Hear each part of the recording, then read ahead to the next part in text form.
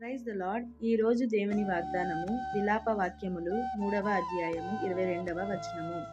యెహోవా కృపగలవాడు, ఆయన వాత్సల్యత ఎడతెగక నిలుచున్నది గనుక మనము ನಿರ್ಮೂಲము ಕಾಕುನ್ನ ವಾರము. ಈ ದಿನದ ದೇವರ ವಾಗ್ದಾನ ಪ್ರಲಾಪಗಳು 3ನೇ ಅಧ್ಯಾಯ 22ನೇ ವಚನ. ನಾವು ಉಳಿದಿರುವುದು ಯೆಹೋವನ ಕರುಣೆಯೇ, ಆತನ ಕೃಪಾವರಗಳು ನಿಂತು ಹೋಗವು.